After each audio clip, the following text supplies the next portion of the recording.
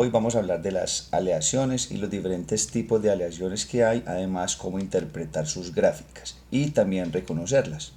Una aleación es una mezcla de dos o más metales normalmente, pero también podemos agregar elementos no metálicos.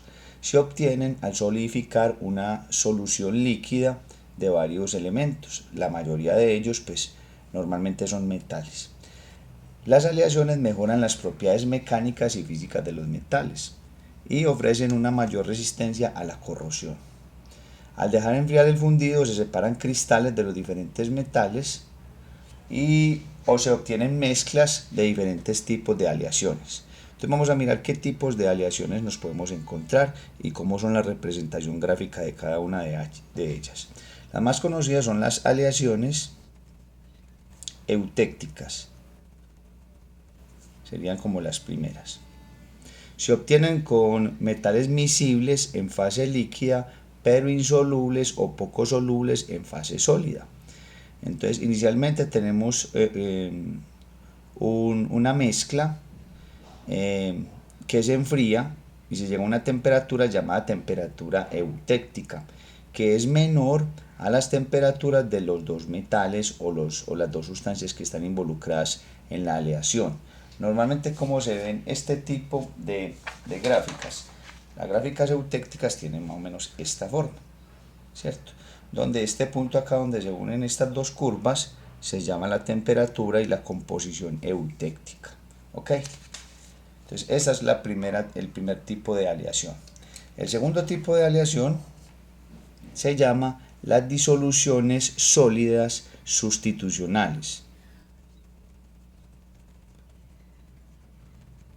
Bueno, se obtienen con metales solubles en estado sólido y en estado líquido y semejantes en el radio atómico y propiedades químicas. Al enfriar el fundido, como los átomos son muy parecidos, se distribuyen al azar en la red y el sólido formado tiene la misma composición del estado líquido.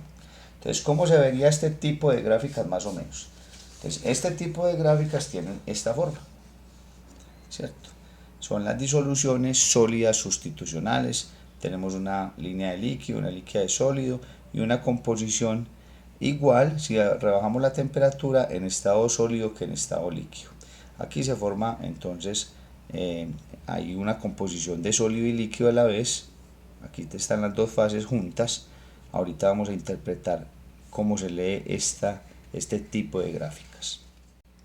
Hay otros tipos de aleaciones llamadas disoluciones sólidas intersticiales. Los intersticios son pequeños huecos o espacios donde se adicionan elementos no metálicos que normalmente pueden ser hidrógeno, pueden ser carbono, puede ser nitrógeno, que son los más utilizados. Entonces estos átomos pequeños van en esos huequitos o intersticios. Por ejemplo, la carbonación o la nitración superficial de los aceros, que le confieren gran dureza, son uno de los ejemplos claros de soluciones intersticiales. ¿Okay? Y por último, los compuestos intermetálicos. ¿Okay? Algunos metales se combinan entre sí formando compuestos intermetálicos que no cumplen las reglas de valencia. Aquí tenemos, por ejemplo, AgZN. Podemos tener, por ejemplo, ZN2Mg y otros que no cumplen la regla del octeto en las combinaciones o compuestos químicos. Tienen composición y temperatura de fusión definidas y solo existen en estado sólido. ¿Cómo identificamos este tipo de compuestos? Esta es una gráfica clásica de compuestos intermetálicos. Acá por ejemplo tenemos el diagrama del hierro y carbono donde formamos varios compuestos intermetálicos. Ahorita vamos a explicar cada uno de estas gráficas. Bueno, el día de hoy vamos a explicar las disoluciones sólidas sustitucionales. Bueno, vamos a mirar en este ejemplo cómo es un diagrama de fase cobre-zinc, qué fases existen en cada zona del diagrama y vamos a mirar cómo es el cambio de las composiciones cuando descendemos de temperatura. Bueno, como el cobre y el zinc son átomos muy parecidos que tienen un radio atómico más o menos similar, entonces van a formar disoluciones sólidas sustitucionales. ¿Qué tipo de gráfica es esta? Es este tipo de grafiquita que nos vamos a encontrar. Bueno, ¿cómo vamos a interpretar esta gráfica? Entonces aquí en la parte de abajo vamos a ver las composiciones de cobre y de zinc. Acá en esta parte 100% zinc y en esta parte 100% cobre. Los dos siempre sumarán el 100%. Si cojo por ejemplo 20% de zinc, porque el zinc acá será 0 y va aumentando hasta 100%, si cojo 20% de zinc, entonces será 80% de cobre. Si cojo 40% de zinc, entonces será 60% de cobre y así sucesivamente. ¿Qué fases hay acá? ¿Qué nos podemos encontrar en las diferentes áreas? Esta línea de acá, la que denominamos línea de líquidos. Entonces acá solo en la parte o en el área A vamos a encontrar que el sistema está totalmente líquido. En la zona B, que vamos a encontrar que está limitada por la línea de líquidos y la línea de sólidos, vamos a encontrar dos fases, fase sólida y fase líquida a la vez. Y en el área C, que queda por debajo de la línea de sólidos, vamos a encontrar que aquí tenemos composiciones donde la sustancia va a estar totalmente sólida. Entonces, líquido en la parte A, líquido y sólido en la parte B y sólido en la parte C. Ahora vamos a mirar qué va pasando cuando disminuimos la temperatura desde T1 hasta T5, que nos vamos a encontrar. Como nos dice aquí el ejercicio, cómo son los cambios de la aleación de composición con 70% de zinc y 30% de cobre, cuando la temperatura desciende desde T1 hasta T5. Entonces acá toda esta línea que tiene composición de 70% de zinc y por supuesto entonces tendría 30% de cobre. Entonces vamos a mirar, en el punto T1 tenemos que tenemos la disolución líquida con composición exactamente de 70% de zinc y 30% de cobre. Ahora, cuando disminuimos la temperatura hasta que llegamos hasta T2, aquí tocamos la primera línea de líquidos, entonces aquí se formará el primer cristal.